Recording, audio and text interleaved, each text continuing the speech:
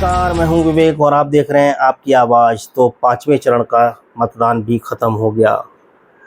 देश में 4 चरणों का जो मतदान हुआ उसके बारे में हम लोगों ने समीक्षा की।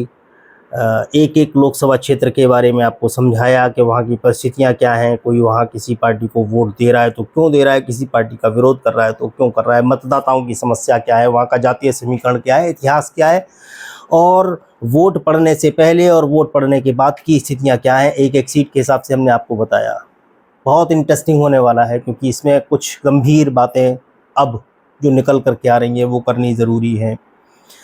इसका भी परिणामों पर प्रभाव पड़ेगा। इस वीडियो को लास्ट तक देखें और एक निवेदन ये है कि इसको लाइक करें, इसको शेयर करें, चैनल को सब्सक्राइब भी कर लें, क्योंकि इस तरह की वीडियोस आपके सामने हम लोग लाते रहेंगे। चुनाव के बाद सोचेंगे क्या करना है, लेकिन अभी चुनाव तक आपको पल-पल की अपडेट हम लोग देंगे। तो इस देश में जहाँ एक तरफ माहौल पूरा का पूरा एनडीए के खिलाफ था और हम लोग पहले आकलन कर रहे थे कि 400 पार के नारे की हकीकत है क्या, 400 पार के नारे का आशय क्या है, क्या वाकई में एनडीए 400 पार करने जा रहा है। जब इसकी पड़ताल की, अलग अलग सोर्सेज डेवलप किए, अलग अलग एरिया में अन्य प्रदेशों में लोगों से संपर्क स्थापित किया और धीरे धीरे एक लंबी टीम हम लोगों के साथ इकट्ठी हो गई। कर्नाटका से लेके महाराष्ट्र, मध्य प्रदेश, राजस्थान और ख़ास तौर से उत्तर प्रदेश के प्रत्येक ज़िले में, प्रत्येक लोकसभा क्षेत्रों में हम लोगों ने अपने नेटवर्क डेवलप किए। वहाँ से इन्फॉर्मेशंस निकाल करके लाए और आपको बताया वहाँ क्या क्या मुद्दे हैं।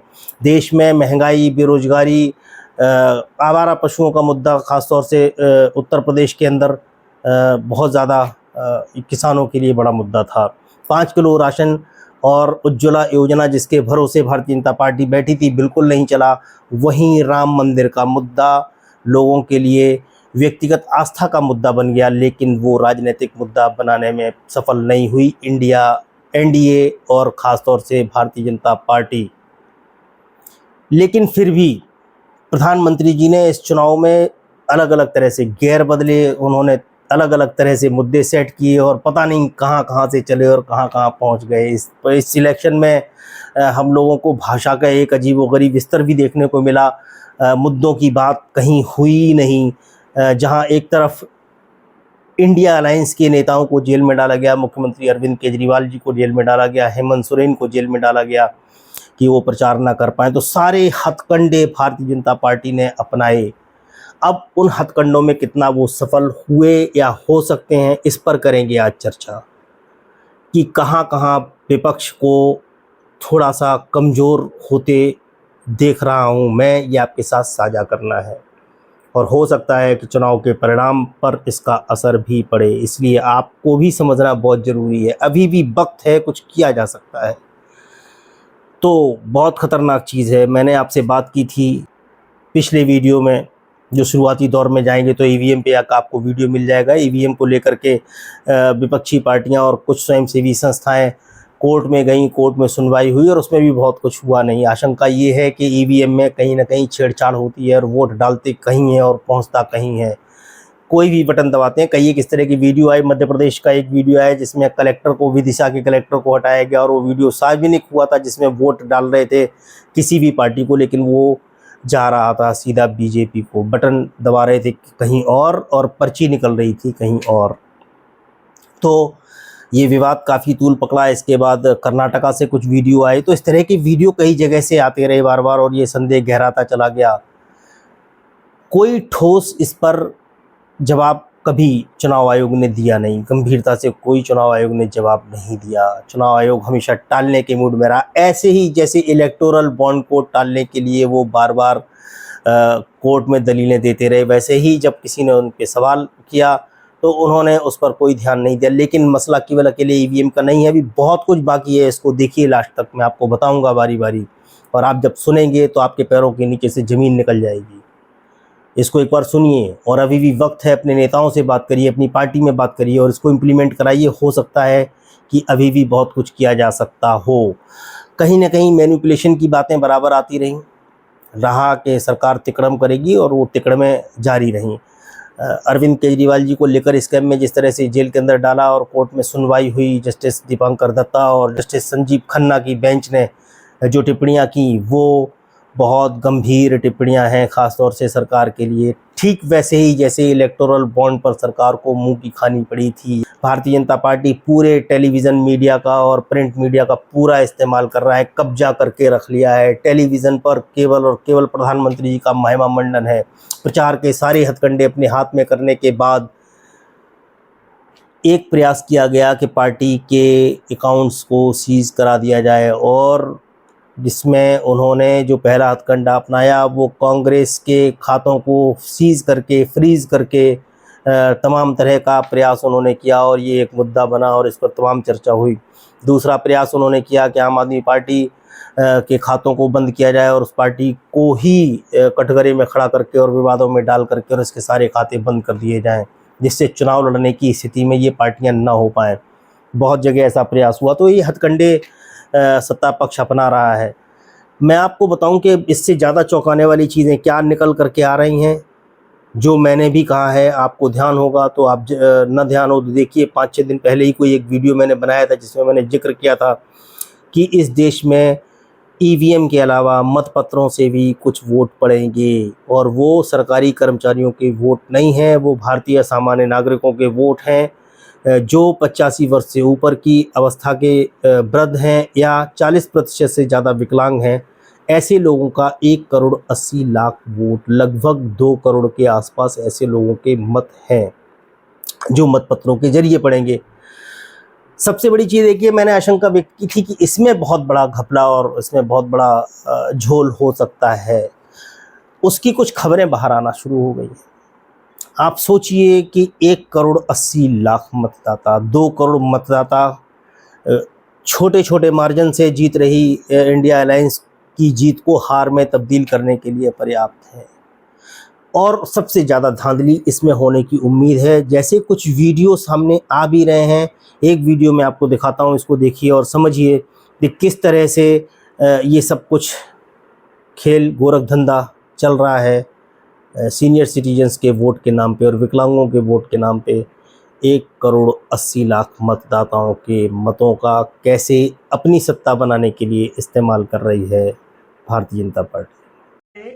85+ बुजुर्गों का और हैंडीकैप का घर घर जाके बैलेट पेपर से वोट डलवाए जा रहे हैं प्रशासन के द्वारा।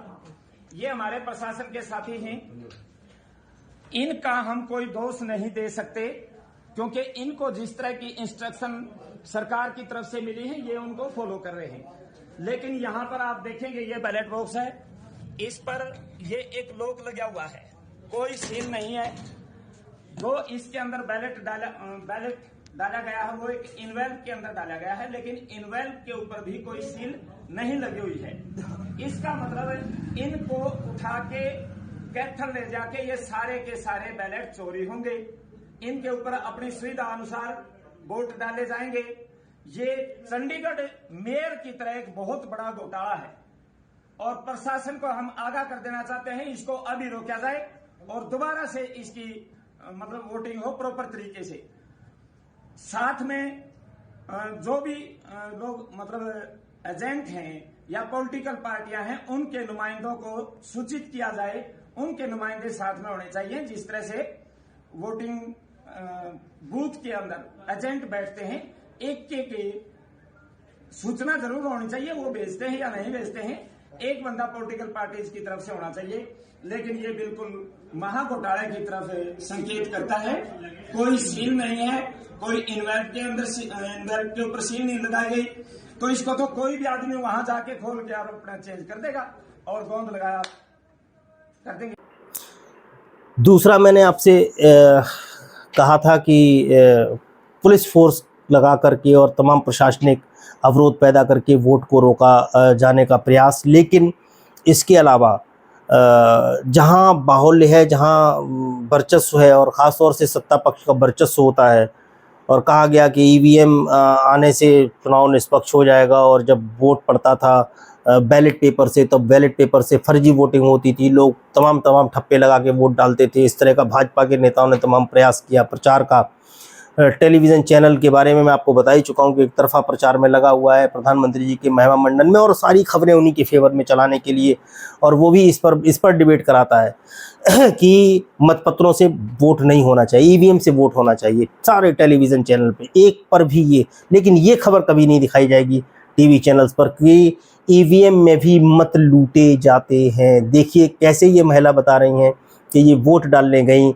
और इनका वोट किसी और ने डाल करके और बोल दिया कि आपका वोट पड़ गया और आप यहाँ से जाइए। हम जब नहीं जान रही है तो हमका हाथ पकड़ के साइकिल डायरेक्ट ऊपर वाले में जैसे साइकिल ऊपर बनी और नीचे वाले वो खाने बगल में डाले का है और वो मन डरवा से हमका बीच वाली में डरवा दी कमल में। अच्छा हाँ तो जबरदस्ती खबर ना मोटा मोटा अच्छा तो वो पकड़ के हमारा हाथ उसमें डरवा दिया। हम कहते कि हमारे नहीं जानते हैं तो तुमको ये कहना चाहिए कि जहाँ तुम्हारी मर्जी वो तहाँ डालिए। तो वो अपन जबरदस्ती हमारा हाथ पकड़ के डरवा दिया। मारा चार चटकाना सारे चुप रहा। अब हम डाल दिए जबरदस्ती। अब फिर कहा था इसकी आपको देखिए किसमें डाला हो तुम। तो हम देखा तो कहा था कि वो मत देखता हूँ कमल आ गया। मशीन में कमल बन गई। हाँ कमल बन गई मशीन में। कहा आपको देखिए किसमें डाला था। हम उसमें देखे तो वो कमल बन गया है। साइकिल बनवे नहीं भैया जाए हम कटारे कराए। ठीक यही नहीं, इसके साथ में ये दूसरा वीडियो भी देखिए जिसमें एक नाबालिग बच्चा वोट डाल रहा है और 1 2 3 4 नहीं 8 वोट डालता है।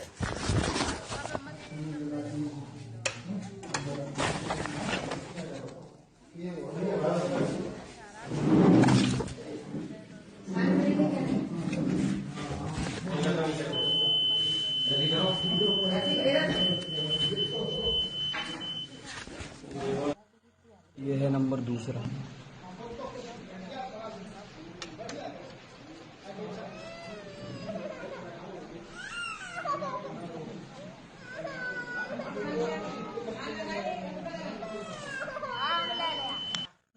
ये है तीसरा नंबर विवेक का है।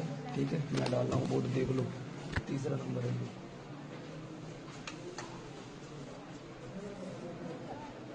तीसरा तीसरा तीसरा तीसरा तीसरा तीसरा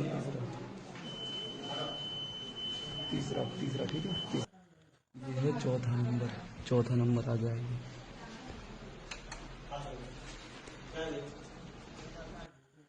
पांचवा वोट है ये। पांचवा देख लो। पांचवा है। पांचवा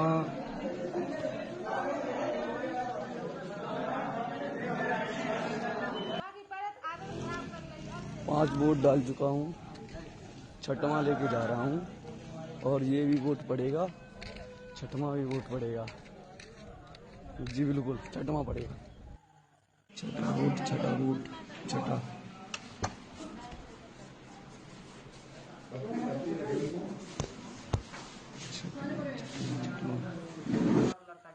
सातवां वोट सातवां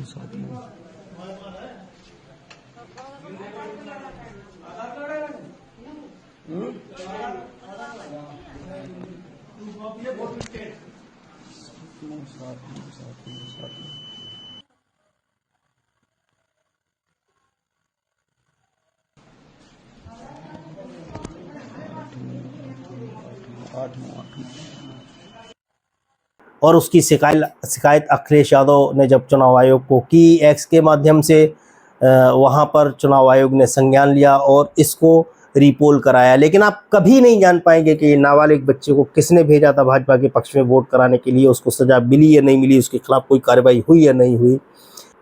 ये है भारत का लोकतंत्र किस ओर जा रहा है आप सोचिए। और सोचने वाली बात यह है कि एक और बड़ा पेच फंसा हुआ है, इसको भी समझ लेना जरूरी है।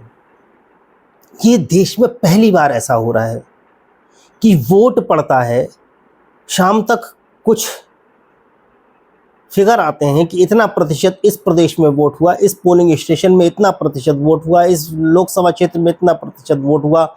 लेकिन 10 दिन बाद चुनाव आयोग नए आंकड़े जारी करता है और वो ये कहता है कि चुनाव आयोग की तरफ से जारी आंकड़े जो पिछले आंकड़े हैं उनमें कम से कम 4 या 5 10% तक का अंतर आता है। 10 दिन बाद ये प्रतिशत बढ़ कैसे जाता है, ये बड़ा चिंता का विषय है। और इसके लिए मैंने बताया था कि बहुत मुस्तैद रहने की ज़रूरत है, और बूथ वॉलंटियर्स के नाम पे और बूथ के जो एजेंट हैं उनके नाम पे सारी पार्टियां तमाम वो ट्रेनिंग कराती हैं और सब कुछ कराती हैं, लेकिन क्या इसकी काट कुछ है? मैं आपको बताऊं, फॉर्म 17A मिलता है, पीठासीन अधिकारी भर करके देता है पोलिंग मतदान ख़त्म होने के बाद कि इस पोलिंग स्टेशन में कितने वोट हैं, उसमें से कितने वोट पड़े, पुरुष और महिलाओं के अलग अलग। तो एक फिगर जो है वो लास्ट में निकलती है और ये फॉर्म भरा जाता है, और हर पार्टी का पोलिंग एजेंट, बूथ एजेंट उस फॉर्म को मांग सकता है। मतदान अधिकारी की ये जिम्मेदारी है कि वो उसको प्रोवाइड कराए, जो पार्टियां नहीं कर रही हैं। अगर क्या होता तो ये मैच करता कि आने वाले समय में जब वोट खुलेंगे तो पता रहता किस ईवीएम में कितना वोट दर्ज हुआ, क्योंकि बूथ एजेंट वहाँ खड़ा था, उसके सामने सारे वोट पड़े और बाद में लिख करके उसको प्रमाणित करेगा प्रिसाइडिंग अफसर, जो बूथ का अधिकारी है, जो मतदान अधिकारी है, वो उसको प्रमाणित करते हुए एक सर्टिफिकेट देगा, एक प्रपत्र भर करके देगा 17A के रूप में, और उसमें ये दर्ज होगा कि टोटल वोट कितने थे महिला और पुरुष के और कितने वोट पड़े हैं, यानी ईवीएम में कितने वोट कैद हुए हैं। ये काम आएगा तब जब वोट खुलेंगे, तब ये पता चलेगा क्या पड़ने वाले वोटों में और जो काउंट किए गए वोटों में कुछ अंतर है। अगर होता है तब आपके लिए कोर्ट का रास्ता खुल सकता है, वरना आप चिल्लाते रहिए, आप आरोप लगाते रहिए, जैसे आप ईवीएम पे आरोप लगा रहे हैं। आपकी तैयारियां पूरी नहीं हैं तब आप चुनाव जीत नहीं सकते, ये आप याद रखिए। मैं कह रहा हूँ सारी विपक्षी पार्टियों से, सारी पार्टियों को ये करना चाहिए। अगर किया है तब फिर आप निश्चिंत रहिए, अगर ये पार्टियों ने कर लिया है अभी तक तो, लेकिन सारी बूथ पे करना बहुत मुश्किल हो जाता है और शायद लोग ध्यान नहीं देते हैं। क्योंकि मेरी शंका क्यों बढ़ रही है इस ओर? शंका इसलिए बढ़ रही है कि जिस पोलिंग पे ये महिला कह रही हैं कि हमने वोट ये डाला और वोट किसी और ने डाल दिया, वहाँ बूथ एजेंट अगर होता तो वो कंप्लेंट करता, वो बताता, वीडियो सर्कुलेट नहीं होता, वीडियो वायरल नहीं होता। यानी आपका बूथ एजेंट, आपका जो पोलिंग एजेंट है वो सुस्त है या है ही नहीं, फिर आपका वोट लुटता रहेगा। लेकिन अब मैं कर रहा हूँ सबसे बड़ा खुलासा, आप यहाँ तक ही सीमित मत रहिए। 4 तारीख को अगर मुस्तैदी से काउंटिंग नहीं कराई गई, इसका खामियाजा इंडिया अलायंस को भुगतना पड़ सकता है। वहाँ जो एक आशंका है, जो लोग व्यक्त कर रहे हैं, जो लोगों में चर्चा है, मैं भी सूत्रों के हवाले से बता रहा हूँ कि प्रयास ये होगा कि उन पोलिंग स्टेशंस पर कुछ थोड़े बहुत विवाद प्रारंभ किए जाएँ और वो विवाद बड़े हों। काउंटिंग सेंटर्स की मैं बात कर रहा हूँ, वहाँ विवाद बड़े हों और पुलिस दोनों पक्षों को खदेड़ दे और उसके बाद काउंटिंग हो जाए और अंदर आपके प्रत्याशी है और जो भी रिज़ल्ट घोषित हो आपको मानना पड़ेगा। आपके पास कुछ सबूत होगा नहीं कोर्ट जाने के लिए। आप रिकाउंटिंग की मांग कर सकते हैं, कोर्ट जा सकते हैं। पहले भी, मैं ये नहीं कह रहा हूँ पहली बार होने जा रहा है, कुछ जगह पहले भी ऐसा हो चुका है।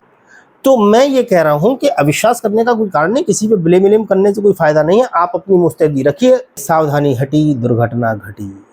आप जैसे ही एक कंफर्ट जोन में जाते हैं आपके साथ कुछ न कुछ गड़बड़ हो जाता है। चौकन्ने बने रहिए, अपनी पार्टियों से सवाल पूछते रहिए, अपने नेताओं से पूछते रहिए कि हमने क्या तैयारी की है। अगर नहीं की है तो इन तैयारियों को करा जरूर लीजिए, वरना बहुत मुश्किल होगा आने वाला समय। आज के लिए इतना ही, फिर मिलेंगे अगले कार्यक्रम में। तब तक के लिए मुझे दीजिए आज्ञा। नमस्कार।